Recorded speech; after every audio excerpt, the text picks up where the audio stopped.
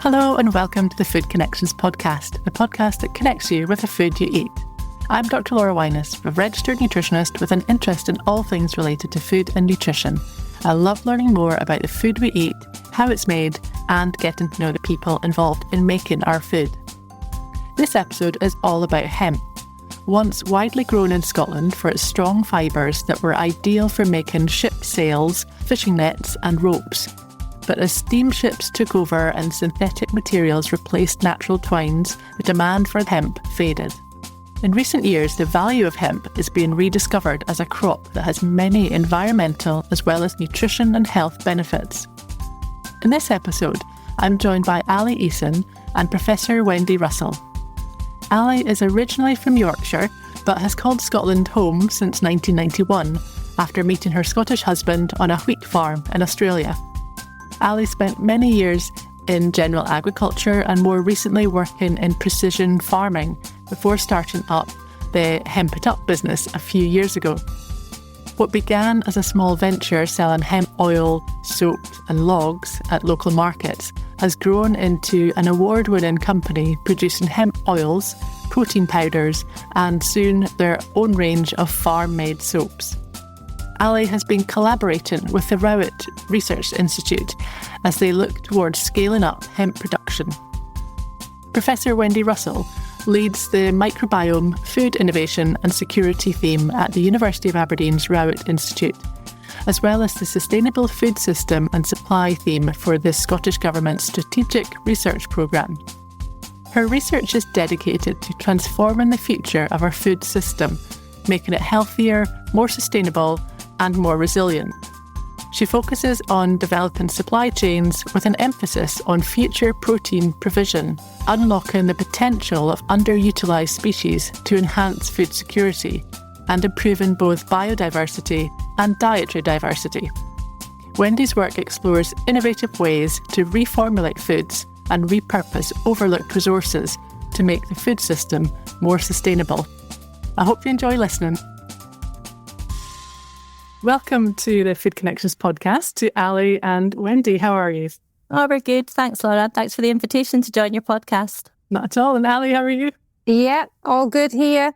Now, Ali, I think I was introduced to you through a mutual friend. So it was Ruth Watson, who is a writer for the National newspaper, who I've helped with a few articles in the past. And she suggested that you'd be a great person to speak to about hemp, which we did have a chat a few weeks ago. And it was fascinating finding out a bit more about what you do on the farm. So have you had a busy day on the farm today already? Yes. Well, John's always busy. I'm kind of doing my own thing. But that was very good of Ruth to do that and link us up. She's a great ambassador for all things healthy. And Wendy, we've known each other for a wee while. We've been working on another food project. I know you've worked on lots of different food projects. So it's great to hear more about your research as well today. Yeah, fantastic. Really happy to share. So shall we start with you, Ali? First of all, can you tell us a bit more about the farm and the hemp, or I guess what type of farm firstly you have, and how did you get into growing hemp in Scotland? So we are a small mixed family farm based near Kirriemuir in Angus. It's about 550 acres across 2 units. And the farm is run by John, my husband, and his brother Fergus. So we grow on the farm seed barley, malting barley, and because we've got a suckler head, so we've got about 70 breeding cows, we need quite a lot of grass. So we've got a lot of permanent grazing and temporary grazing, which we put into silage to feed them over the winter. And of course now hemp. So we grow at least one field of hemp every year to keep my business going. And how did that start? Where did the idea come from? So I was working for a precision farming company. So soil health and reducing inputs, doing everything GPS was very much on my radar. And we got the opportunity to grow hemp from actually one of my director bosses at that company was one of the farmers that was going to grow hemp. And they needed 10 farmers and we were the 10th farmer to join the group. So that was in 2021. And we all sort of went into it knowing that, it might not work, but we want to grow the same variety, same amount every year, so that the Rowett Institute could do lots of R&D projects and tell us all these amazing facts about hemp. And I suppose that's where Wendy comes in, because Ali, you've been collaborating with the Rowett on research. So I guess, Wendy, what kind of research have you been doing on hemp in particular? Yeah, so our hemp journey has been a little bit longer. We started working on hemp maybe 13 years ago. We were looking at sources of alternative protein that we could grow in Scotland. So it was things like pea and faba bean, buckwheat, lupin and hemp. So we ran a lot of human studies to see how effective they would be at replacing some meat in our diet, so we could reduce red meat consumption in Scotland. And hemp was the absolute star of the show. From a health perspective, it benefited sugar metabolism, it reduced hunger, because it actually impacts on GLP-1, which is really topical at the moment when you think about the sort of fat-reducing medications that are around at the moment. And it was also really high in many nutrients, high in protein, high in fibre, high in a lot of the micronutrient elements that we need. So we knew it was a really important crop from a health perspective. But we also knew it was an environmental champion in the fact it sequesters more CO2 than trees, it remediates land. When you grow it in rotation with other crops, it improves the yield the following year. It can grow with less fertiliser and pesticides, and it needs less water. So, it's something we really wanted to see in the field. So it was wonderful when we got in touch with Ali and some of the farmers who had got together to consider growing hemp. I think at that point, Ali, you were thinking about growing it for AD purposes maybe, and there wasn't much consideration about it as a food crop. And we were really excited to have a conversation with everybody around the table at the Rowett to look at the economic opportunities. And it's been a really exciting journey since then. It sounds like it's obviously got benefits for health and nutrition and the environment, so a kind of multifunctional crop. And has it been grown in Scotland in the past, or is it a new thing? No, it has been grown in Scotland in the past. It would have been grown predominantly as a fibre source for a long time in Scotland and throughout the UK. I mean, Hemel Hempstead was the great hemp fields of the UK. It's a real historic crop, but it was obviously pushed out through legislation relating to drugs or to cannabis, in which it belongs to the same family. And I think it was a real disappointment that happened, because it meant a lot of the plastic polymers came into industries like fishing. So if we'd continued to use hemp as a fibre, we wouldn't have half the problems that we have with plastics in the oceans at the moment. So, it could have had even stronger environmental profile if that hadn't happened. But more recently, around about the 1990s, there was a farmer in Scotland, Sir Henry Ackroyd. He grew it as a fibre crop. He was wanting to use it for insulation and for building materials. But at that time, those industries weren't ready for sustainable materials, and he couldn't guarantee fire retardantness or longevity. So that wasn't successful. But now people are really keen to have hemp as insulation and building materials and hempcrete. And that industry is really strong. It's particularly strong in Europe, with France being the biggest producer at the moment. But that's also an industry that's growing in the southern parts of Scotland. Okay. And just to clarify as well, because I know people will probably question, it is different hemp to the hemp that some people smoke, perhaps. Is that right? Absolutely. This is agricultural hemp, which has really negligible amounts of THC. So you could smoke a whole field and it wouldn't get you high. Okay. And so, Ali, how challenging is it to grow hemp in Scotland? Is it quite a good crop to grow in our climate and our soil, or how does it perform as a crop? So there's a few things that we need to get right. First is the seed bed. Because we can't spray for weeds, we can't put any sprays on. We need to make sure that it's not challenged by a weed burden right from the get-go. So we need to manage the seed bed. But generally, it grows really, really quick. We just need to get that seed bed right, and don't sow it too early. So farmers are really, really keen when they see the neighbour sowing. It's like, right, come on, let's go. But we really do need to sort of go middle of May, because the first 3 years we grew it, we had great results. And we weren't really overly challenged with anything, apart from a little bit of a fungal disease towards the end. But then the fourth year, we grew a different variety, and we had a really cold May, so it was quite stunted and it didn't get off to a good start. In which case the weeds got a hold and we just hardly had any yield. So that was poor. It was very disheartening. But once it's in the ground, we can't do anything with it. So, we just have to let it grow and then just hope that the weather's good. So then this year's crop has been a good crop. So yeah, it likes drier weather, doesn't really like wet weather. It quite likes a nice free draining soil because the roots are quite strong and it's very rapid in growth. It can manage in drought situations because its roots are going a bit deeper to find moisture. So generally speaking, it's pretty easy crop to grow. And then how long does it take to grow so it's ready for harvest? Is it a couple of months? So we sow it generally middle of May and we harvest it middle of September. So it's pretty much 4-month crop. I believe the fibre varieties, that all their energy is going into the stalks and they're not really looking to ripen seeds. They would maybe cut that after 3 months. And it's a different aim, really, looking at the fibre and the strength of the fibres, so they cut it early. So, if we had infrastructure in place to manage the fibres better in Scotland, which we don't have at the moment, for a lot of farmers on the west coast that have got a lot of wet weather to deal with, maybe a fibre crop might be suiting them down, in a few years' time once we've got over these challenges with equipment. And so you're harvesting it for the seeds. How do you kind of process the grain when you harvest it? So we grow a seed variety, which is quite short in comparison to the other fibre varieties. So it means that we can use the same equipment that we use on the farm that we use for spring barley.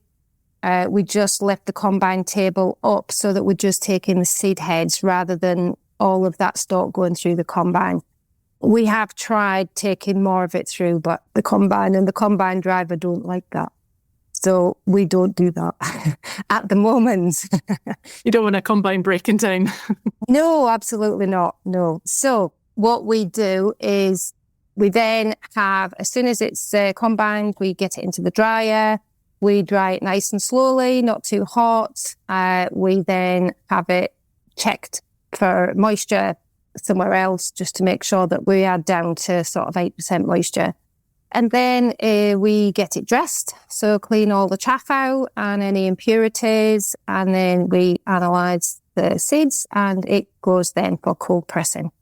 So currently we don't have our own press, but that is to change hopefully this winter. And then once it goes for cold pressing, we end up with a beautiful green oil. It's really like nothing else I've seen, and it's crystal clear and all of the solids is filtered out, and we've got a byproduct which is similar to soya cake, I think, and it would be a great alternative in animal feeds and a superior one at that, I believe. And then we keep that stored in shipping containers on the farm, and then we put that through the mill. So that's how we make protein powders. We've got some different sieves there so that we can alter the amount of protein and fibre ratio. So that gives us oil, and we've got some infused oils. So we've got a garlic, a chilli, a basil. We've got the extra virgin. We've got proteins, and we have started recently going into hemp hearts, which is the seed without the shell on. So that is proving to be a really, really versatile product. Yeah, many uses. I do like the hemp hearts. Actually, just a sprinkle of that on my breakfast cereal or yogurt in the morning. I find it a nice flavour anyway. So lots of products. What about the nutrition of these? I'll come to Wendy for this. So what would you say is from a nutritional perspective for the oil or for the other products? Yeah, so the oil is an absolute fantastic product.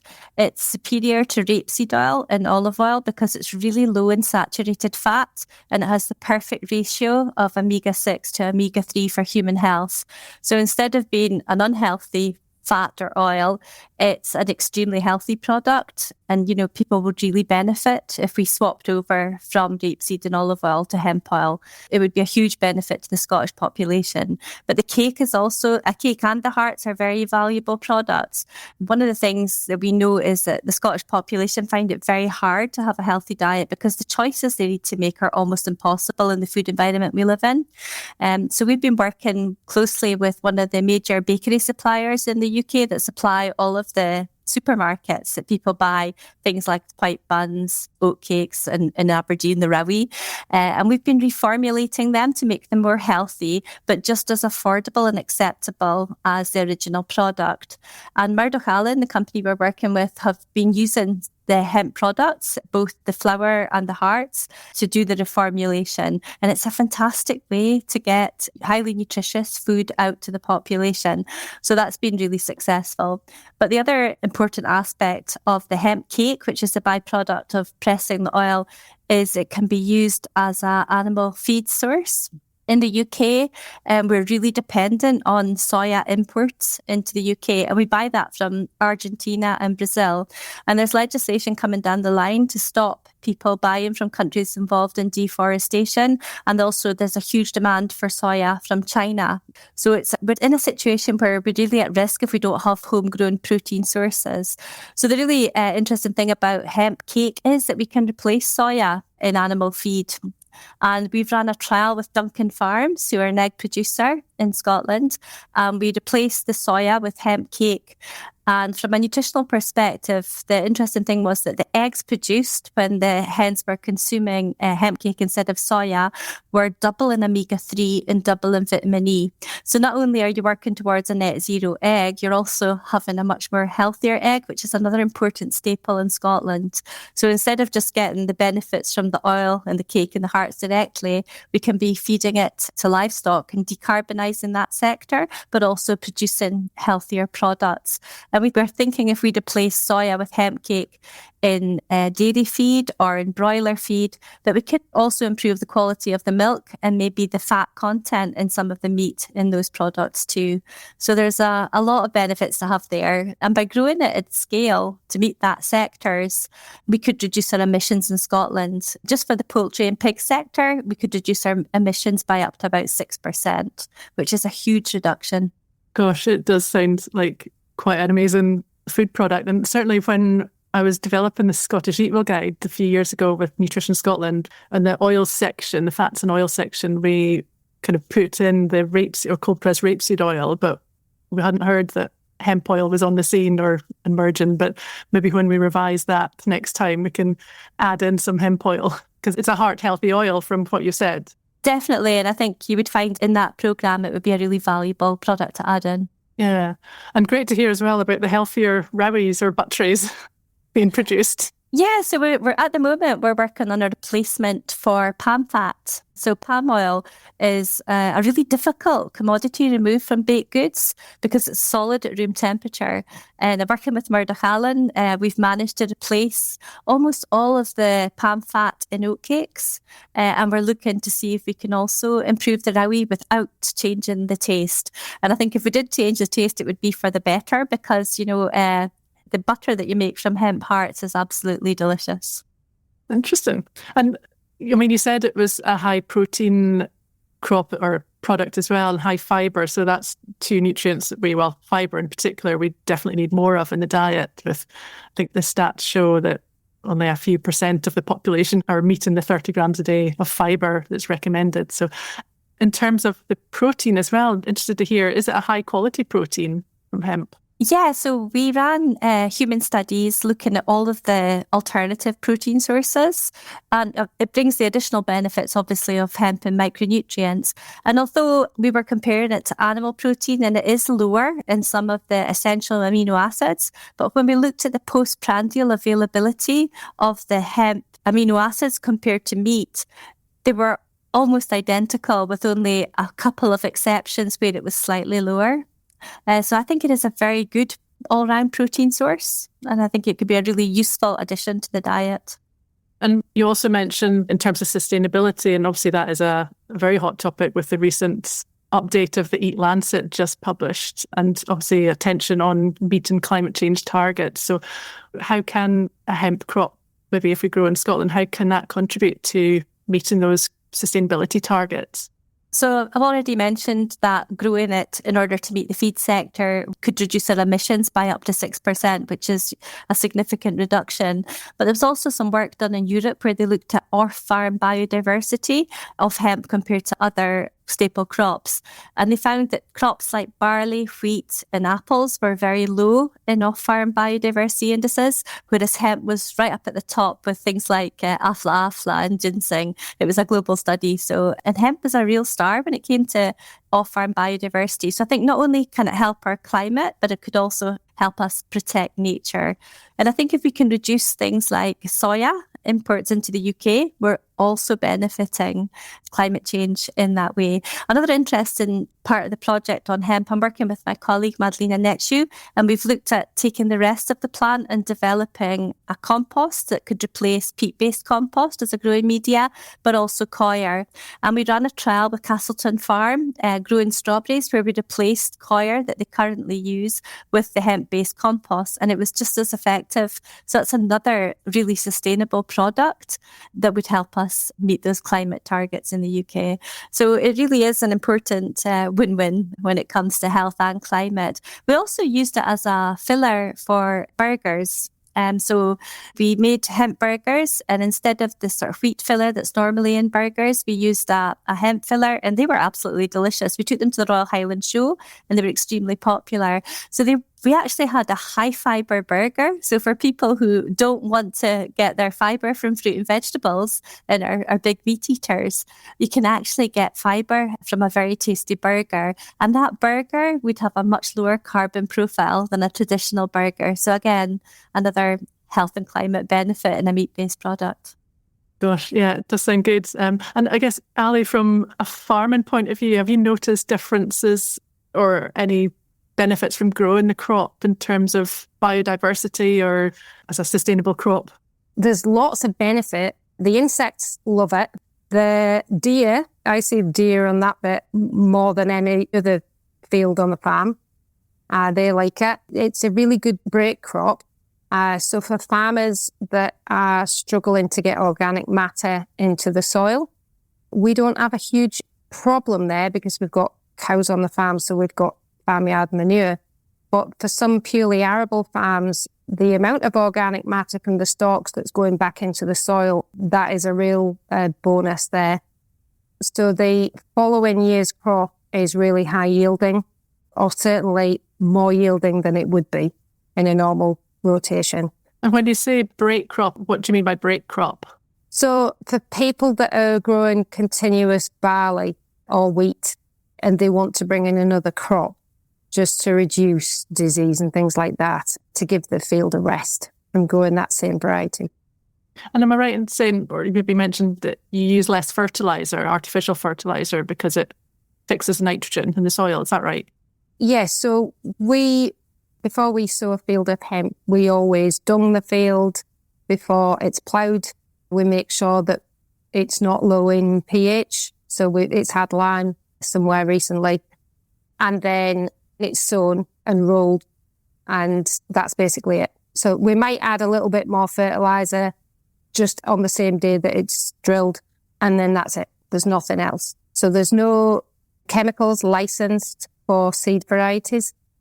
I believe there is some for the fibre varieties because it's not actually going to be an edible crop. So really, once it's in the ground, you just leave it for 4 months and then just wait for a dry day.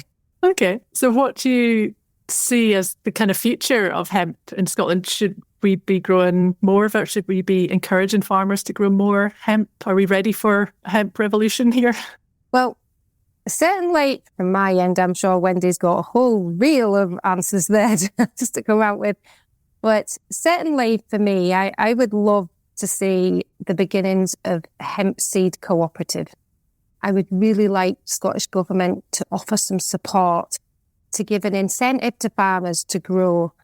You know, it's capturing carbon, it's reducing imports because of the crop there is.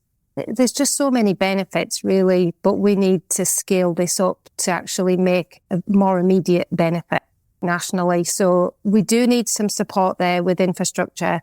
So we'd like to see a little bit of support just so that we can get the seeds, to get hemp moving.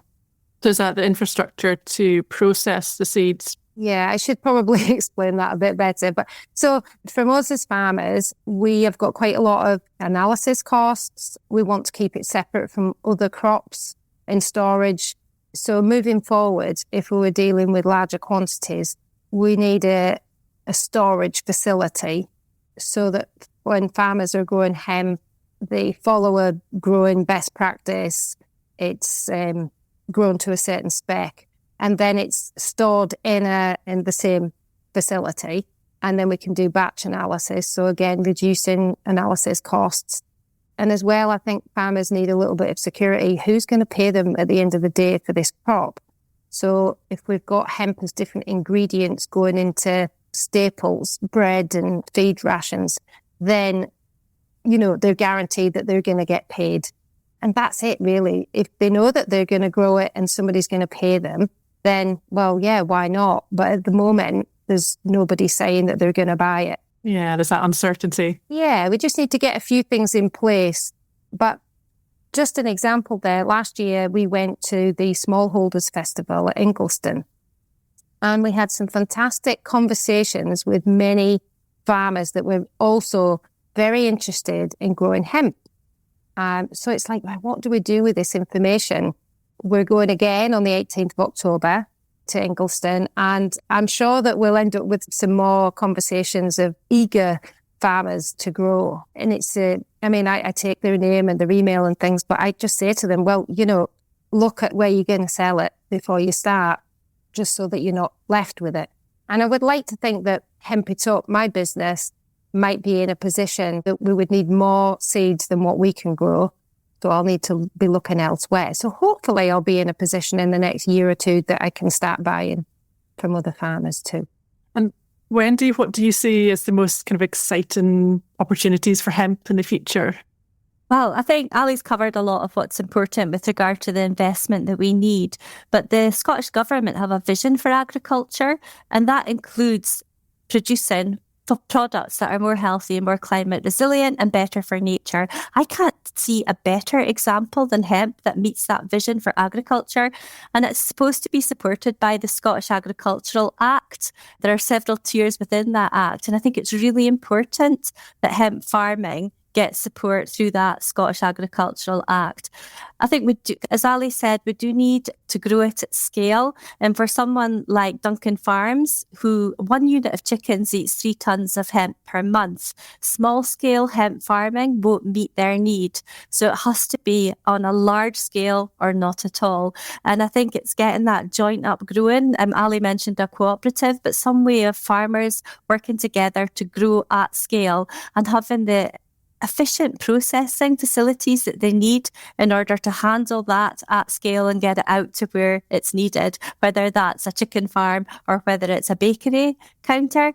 We need to make sure we can produce the right amount in order for those companies to want the product. So it's just mapping supply and demand perfectly and getting the infrastructure from the Scottish Government to move it forward. And maybe a bit more awareness amongst general public on hemp as a food as well to increase that demand. Yeah, so we have a huge knowledge exchange programme. We go out to the schools to make children aware of the difference between agricultural hemp and cannabis, because we don't want children going into the fields thinking it's a crop that they can do something else with. So, we have a schools education programme. We go out and talk to the public all the time. We're constantly raising awareness of the health benefits of the oil and the product as a food. And we'll continue to do that to support the business as we move ahead. But it really, right now, it does need some investment in infrastructure, or we're just not going to get over that hurdle. And I think it's something that we really need to do in Scotland. Yeah.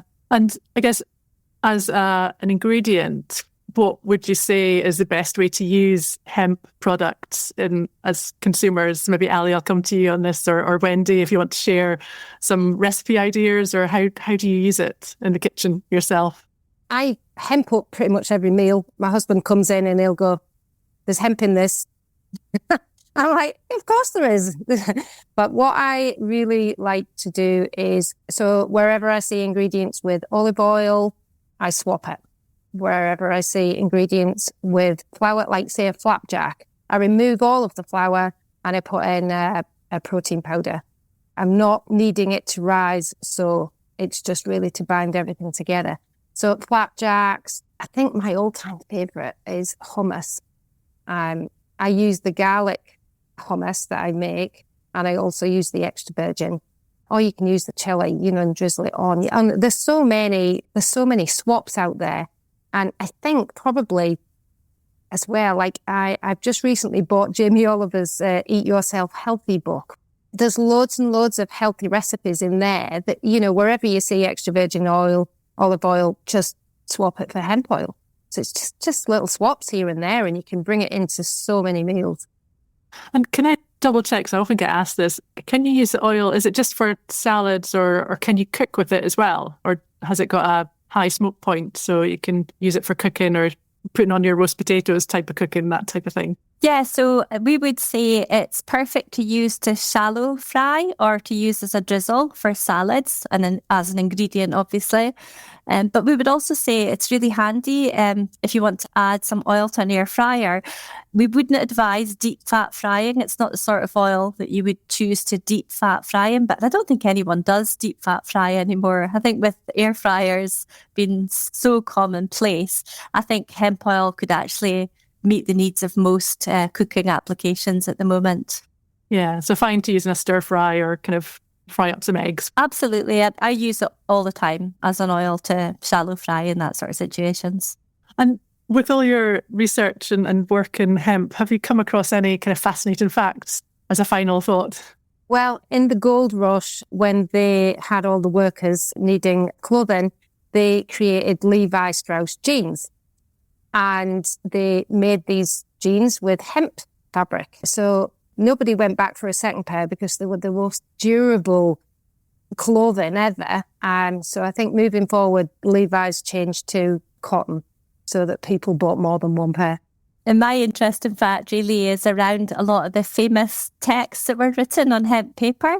So the Declaration of Independence was actually written on hemp, but also Shakespeare wrote a lot of his texts on hemp. And one of the favourite quotes I have is Shakespeare said, "Invention in a noted weed," when he was referring to hemp. And, straight away I took that as being because all of his famous plays were written on hemp paper. But there's another school of thought that maybe Shakespeare had access to another form of hemp, but who knows if that's true or not. Okay, the mystery continues. Fantastic. Well, thank you so much, both of you, for joining me on the Food Connections podcast today. It's certainly food for thought, and I've got a bottle of hemp oil in the kitchen cupboard, so I'll be experimenting with some of the recipes that you suggested, Ali, in future. Thank you both so much for your insight on hemp. Thanks very much. It's been a really lovely experience. Thanks for listening to this Food Connections podcast. Do check out the show notes for some really useful links related to this episode, including a link to an event at the Edinburgh Futures Institute on the 10th of November, which is exploring the economic potential of hemp in a changing Scottish climate. If you enjoyed this episode, it would mean so much to me if you could give the podcast a rating and leave a short review. It really would help others discover the show. If you know of someone who might enjoy this episode, please do share it with them. I'd also love to hear from you if you've any comments or guest suggestions, or if you'd like to sponsor the podcast, just get in touch. Thanks again for listening.